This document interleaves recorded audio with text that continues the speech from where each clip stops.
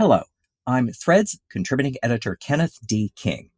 I want to introduce you to Lola the showgirl who has adventures and gets new fashions in my new book, Doll Couture. Lola, who happens to be an 11.5-inch fashion doll, is restarting her life in New York City, so she needs amazing outfits to match. Doll Couture walks through her story, where we meet the new friends she encounters along the way. These friends help her, and they make sure she has the fashion she needs for every situation. My book includes the patterns and instructions for each outfit, so you can create your own doll fashions, just like Lola's. Check out Doll Couture by Kenneth D. King at Amazon, Target, Barnes & Noble, TauntonStore.com, and all fine booksellers.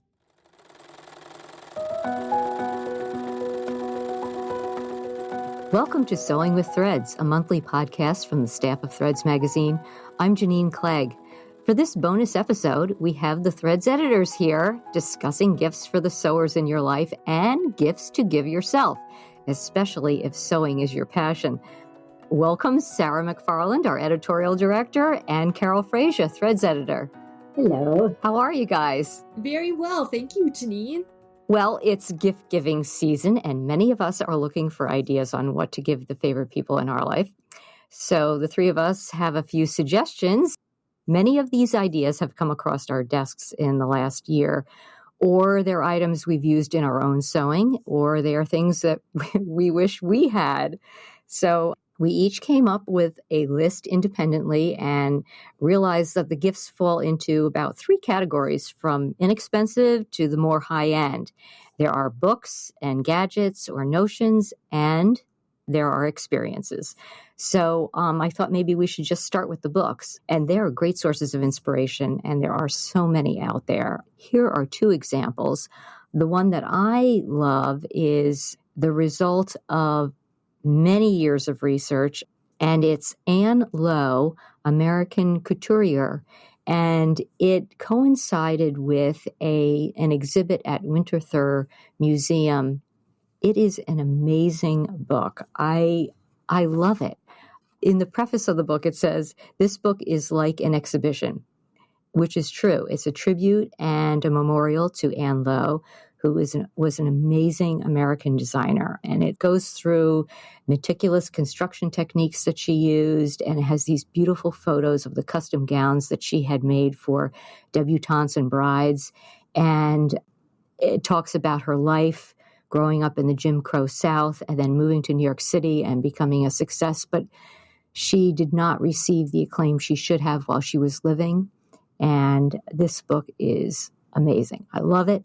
And it's only $38 on Amazon. So I highly recommend that as one. Carol, you had a book. Yes, I had an idea for one that would be for a child or a young person or an adult person who's interested in fashion history. And this one is called History is Worn, A Story of Fashion by Christine Naun, I hope that's pronounced right, Miller, who's a doctor and a very, very accomplished historical reenacting sewer. She does unbelievable stuff. If you look her up on social media as Sewstine, Sewstine, you will be amazed at the work she does. And I was so excited this fall recently to discover that she had written this book on the history of fashion, and it's aimed for kids, and it is illustrated. It's really cute. It's got lots of great information about how different types of clothing developed and little tidbits about what it was like to wear those clothes and how it would be to live in those times. And, I think these days, kids have more exposure. I mean, just everybody does to various types of cosplay and historical reenactment and television shows that take place in the past with great costuming that's much more accurate than it used to be when we were growing up. And I think that children can be much more interested nowadays in that kind of clothing than maybe even we were when we were little kids. And this is a great introduction to them. Carol, is there any suggested age range for the book? This I don't know, but I would say you could read it to a kid who is as young as 4 years old, and they might be able to have no trouble understanding it. And I think it's very readable all the way up to adulthood, in fact. But it looked to me like maybe 7 to 12. something like that. Is it extensively illustrated or photographed? Yeah, or both? illustrated with really cute illustrations that show the important details of these different pieces of clothing that people wore. So it's a fun kind of a picture book, but with a lot of really great information. And because the author has worn many of these kinds of clothes, because she makes things that are really quite accurately constructed, she can talk about what it's like to lace yourself into these various kinds of stays and put on the many layers and the shoes and hats and stockings and so forth. So I don't know about you two, but when I was a kid, my sisters and I just loved dressing up, and we sometimes had access to cast off theater costumes and big old petticoats and stuff. And there was just nothing more fun than getting dolled up in that kind of thing. And this would have appealed to me absolutely as a child. I would have really hung on to it and read it over and over again. Great. It's so funny because I am thinking of my own little princess era where, and my mother indulged me in this, where I liked things that laced up and were made of velvet. So that was about 4 or 5. But that sounds wonderful. And it's so great to engage kids. And I know that's a book I'd love to bring to my nieces. So thanks for that suggestion. Oh, I think they would like it. But I'm just going to warn you that if they like it enough, you may not be able to get away with like making an American Girl doll dress. You may wind up making a full, Felicity American Girl dress outfit. So it could get complicated. It's okay. Sarah has kind of done that already with her nieces. A little bit, yeah. Yes. Janine, I wanted to ask a quick question about these wonderful suggestions. I just want to make sure for our listeners who may be scrambling to write this down that we will also have notes on our website. Absolutely. With links to all the products. Okay. We will in the show notes for this podcast. And you can find that at threadsmagazine.com. And there's a little tab that says podcast. You go straight to that and look for the one that's the bonus holiday podcast. And we'll have everything on there because, it's hard to write it down because we're talking fast and, there's a lot of details there. Well, the next category that I noticed all three of us had chosen was gadgets, notions, and basically sewing room helpers. The one that I came up with was a great gift. You could probably even get it into a stocking. It's thread sets, sewing thread sets. Gutermann issues them, and so does Mettler threads. And they have all different colors. They have different types. It's not just sewing machine threads. It can be quilting threads and other types of threads. And they come in all kinds of different colors. And who doesn't need thread when you're sewing? So, and sometimes you don't have just the right color, but if you've got one of these sets, you have a higher possibility of getting the right color. So those range in price, but I think they're pretty reasonable if you're looking for a gift that's not that expensive. And Carol and Sarah, I know you both had a lot of suggestions for this category, so maybe you guys would like to add to this. Oh, Janine, I just wanted to say something about your thread set recommendation. I think that's such a great idea I always think of thread as sort of an afterthought sometimes, to match a project that I'm working on. But the idea of giving someone beautiful threads and letting that inspire their project absolutely is wonderful. I think so too. And I was thinking for an advanced sewer, maybe this is the kind of thing that you could just put in your little hand sewing kit so that when you grab that to go, you've got an array of multiple thread choices so that if you need to sew a button on, you'll have, as you say, a good chance of having a reasonably okay match of thread. And for a beginner who may not have the incredible stash of thread that most of us have, just saying, here's a dozen spools of colors that you're likely to run into. Then they've got stuff handy right there. And the other part of that is both of these brands are fairly good quality. Right. And, it does make a difference when you're sewing to have a good quality thread. Mm-hmm. It's not going to break. You don't have other fraying problems as much as you would with a cheaper thread. Just going to a dime store or ordering from anywhere online isn't always the best idea. It's good to know that you have a good name brand. So for a helper in the sewing room, I picked something that is rather expensive, but if you can get somebody to give it to you, great. If you can give it to yourself, also great. And if you can give it to somebody else, they will love you forever. And this is the Ditto form, which is a dress form that is made in the shape of your own body. And the Ditto form has changed ownership, and they also have changed their technology a little bit. So they now can scan your body anywhere you are, pretty much anywhere where they have their special camera tool that they use. You don't have to stand on a platform and get spun around the way that you used to. So it's become a lot more convenient, and it's more accessible around the country. You'd have to go to their website and see, when they have opportunities to get scanned. But I mean, I know this for myself, that the more I sew, the more I realize how, my body has changed over the past, even 5 years or 10 years, and how much better it would be if I had something that really mimicked my uneven shoulders and, the places where things, where the size is gathering up a little bit more than it used to, or reducing from how it used to be, and give me a chance to get over those humps more easily. It's probably one of the best tools for somebody who's getting really serious about sewing for themselves. Carol, you also had a less expensive option, the downloadable patterns. Would you like to talk about that? These are patterns by Roberts Wood, and they're these beautiful patterns that are meant for making patchwork clothes, tops, skirts, dresses, even some pants. And the patchwork pieces come together so that they look kind of like bow ties. And they're shown on their website, all made in translucent fabric, so that the seams everywhere give you these beautiful silhouettes of bows and flowers and triangles and things.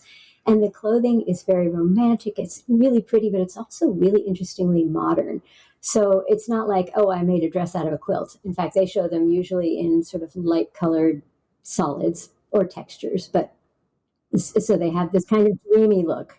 Yeah, now that's funny that you say that, because when I looked at that, when I looked at their website, I didn't say, oh, quilted garment when I looked at it at all. I was like, oh, this is really interesting. And maybe it's because they chose to make them out of the sheer fabrics, but it did not look like, a quilt on my bed kind of thing. And in fact, they're not quilted, they're just pieced. And so what they are just very pretty shapes, maybe on the cottagecore side a little bit, but they don't have to be, just depending on your fabrication. And the piecing seams are basically the embellishment on these garments, and they look really, really nice. I think anybody who's interested in a sort of an art to wear that looks kind of high-end and ethereal should take a look at these. Carol, you of course, you mentioned that these are sort of sheer, and I'm sorry, I didn't get a chance to look at them yet, but what are the recommended fabrics, or what kind of? Voile, batiste, I'm sure you could do it in organza. I think anything that you could do patchwork in, you could use, really. I mean, if you wanted to make it out of taffeta, it wouldn't be see-through, but it would still be interesting.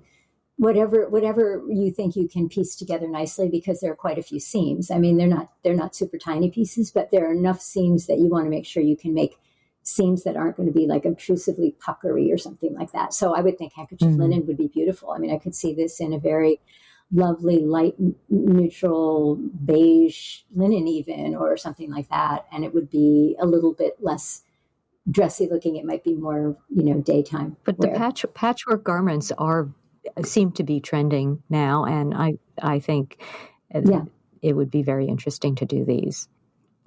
Sarah, what did you have on your list of notions or gadgets? Ooh, I had some wonderful tools. So I really appreciate a tool that is, beautifully made and just right for the task. And that can mean something that is made out of better materials, as well as tools that are well thought out. So I'm going to start off with two sort of stocking stuffers from Louise Cutting. So at Cutting Line Designs, Louise has been a contributing editor for Threads for many years, and she just has so many brilliant tips and tricks, and she has two wonderful tools. And one is a pressing template. So it's made of like a very thick sort of cardstock or oak tag, and you can use it to press hems from 1/4 inch up to 2 inches. And it comes complete with instructions. It's about 8 or 10 inches by about 3 inches. And Louise includes these instructions with all of her tips and tricks for using the pressing template. It does not warp. It does not carry heat. It does not get soggy and damp. So you can use it and not burn your fingers. And that is only $7. And I think it's a wonderful stocking stuffer for anyone who sews garments. And then another item that she has is a little folding corner template tool. So it's a little metal tool. It's flat. It's $7.50. And it has, I think, 4 different corner shapes on it. And you can use it to shape collar points, to shape patch pocket edges. Again, it's another brilliant tool that Louise is offering. Louise is all about precision, and she comes up with all of these methods for making sure that you get a really beautiful result with consistency from pocket to pocket and that your edges are even. So if she's made it and she recommends it, I think it's going to be guaranteed to be good and helpful. I used to think that buying a pressing template, I could just make that. That's no big deal. What do I, that seems like a waste. Totally not. Let me tell you, because I have made a few things and I used a pressing template, and what a huge difference.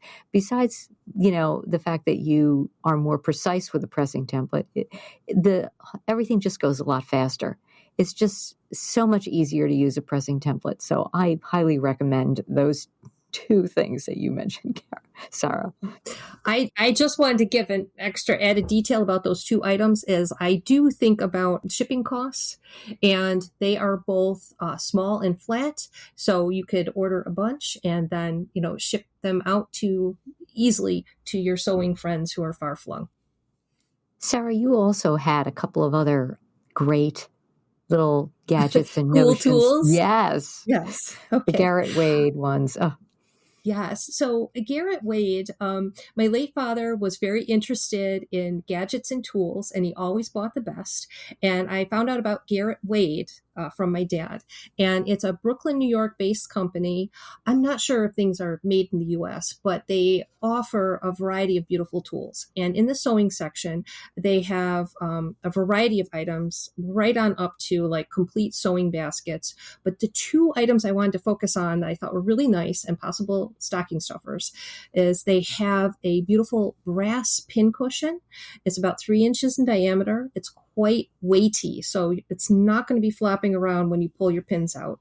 And the center portion where you place the pins is made out of fine Italian shirting material. So it's beautiful to look at. It's beautiful to hold. It's very smooth and round, and it works really well too. And the other item that I think would be a fantastic and I think a highly sustainable item for a frequent sewer would be their brass seam ripper. They have a brass seam ripper. It has a hollow handle, and you can purchase replacement heads.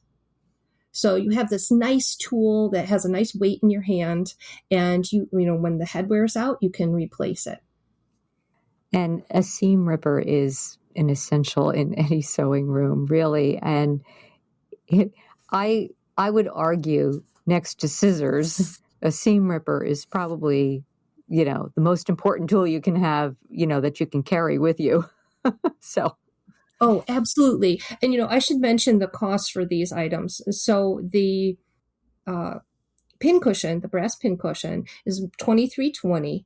And then the seam ripper, the brass seam ripper, is $15, and a set of 3 replacement heads is $8.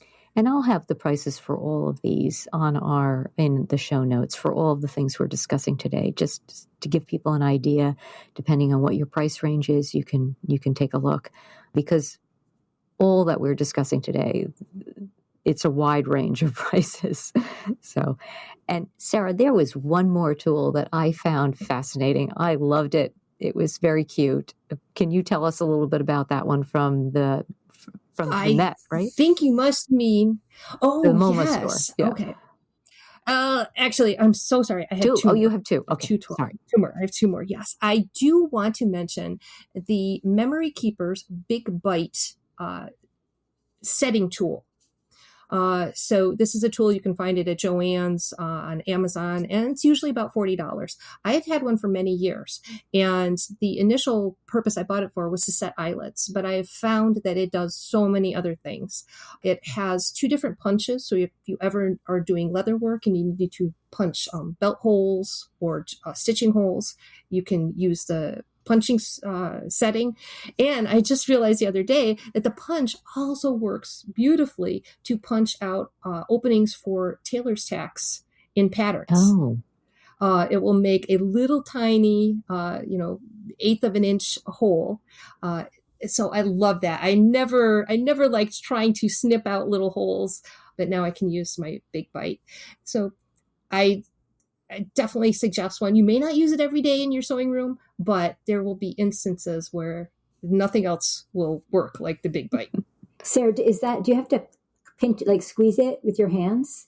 You do have to squeeze it, and it has a turning head for different sizes of eyelet. And then there are 2 cutting dies. There's the about 1/8 or 16th of an inch. And then there is one that is slightly larger. It's very easy to adjust.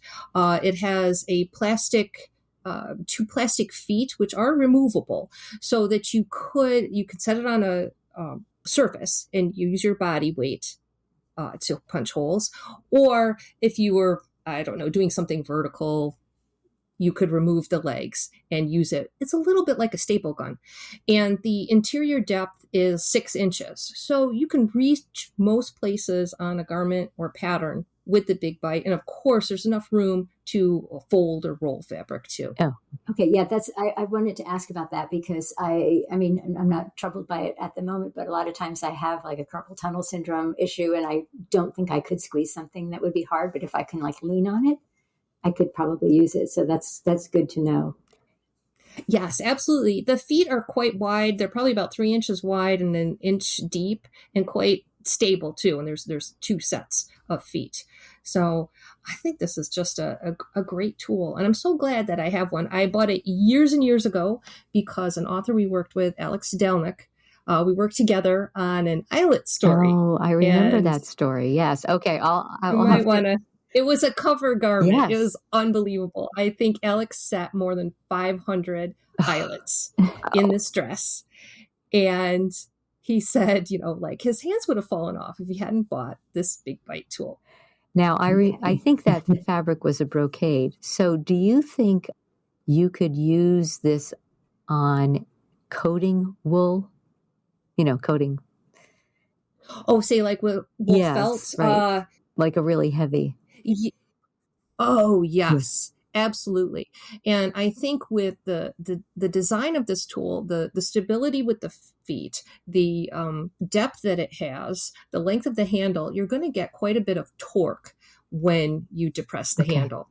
And then you've got the multiple heads too. So instead of buying multiple eyelet dies, you can just have the big bite to set a number of different snaps and eyelets. Yeah, I was just curious because you don't know like how long that will stay sharp enough to create a hole, to pierce fabric. But if you can replace it, you can get replacements. You might be able to replace it. But I'll tell you, I was looking for the current price on Amazon, and you know how your past orders come up. I bought mine in 2011. Wow. Okay, and you've done a lot of work since then. I was cutting holes in a belt yesterday, and so it's been quite durable. Right. Tried and tested.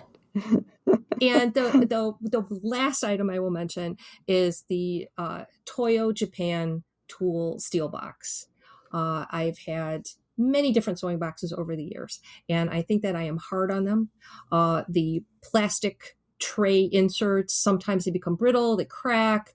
The outside, if it's got a fabric top, it looks nice and I can put pins in it, but eventually it fades or rips. And I shifted over to toolboxes. And my favorite is this Toyo steel toolbox. It's a cantilevered toolbox. It might be on the small size for, say, a quilter because it's only about 14 inches long. So you're not going to fit the 18-inch ruler in there. But as far as scissors, small notions. It is wonderful. And it's just such a joy to carry and to look at. And these have been made in Japan, I think, since 1969. And the one that I bought, I saw it on the Museum of Modern Art website. And so it's a very stunning design. I mean, the MoMA wouldn't include it if it wasn't really outstanding. And it comes in a number of lovely colors. Yeah, it's not like the gray toolbox you would find in, your dad's workshop. So. No, I have a beautiful red one and sort of like a shimmery teal, and they are made of steel. And the insert, it's customizable in size. You can create up to 10 small slots in the upper shelving of the cantilevered part. And those are also steel. So there's no plastic on this. And I have hopes that it will last just as long as that Big Bite. In 20 years, I'll be saying, oh my gosh, I bought that. Oh, all great suggestions. I'm going to move real quickly to our third category. And this is the more extravagant gift category to give someone or to yourself. It's experiences. I found one that I am really interested in going to myself. So it might be a gift to myself, or maybe I can ask someone to help chip in. It's a visit to the DeYoung Museum exhibition that's called Fashioning San Francisco, A Century of Style. So this is in California, and that would be a long trip for me, but I think this would be awesome. San Francisco has a special place in my personal experiences, and I haven't been there in a long time, and I'd like to get back. And this exhibition looks like a really good excuse to get there. Sarah, I know you had a really amazing one, a far-flung journey. Tell us about that. Oh, I do, but I want to ask you about the DeYoung Museum exhibition. Janine, is that a package tour that you discovered, or this particular destination exhibition you'd really like to see? The second, B. Okay. I mean, museum exhibitions are amazing to me because they're usually a compilation of things you would never see all together. They're gathered from many different places. And I encourage people to take in museum exhibitions that have to do with fashion. They really help inspire you with your sewing. But this one just sounded really amazing to me. And then then I saw, of course, it's in San Francisco. Okay, no problem. I'm there. Well, I just have to come up with the funds, but I think I gotta think about that. I would like to do that too. And we could go to Britex Fabrics. That would be wonderful. Yes, okay, yeah.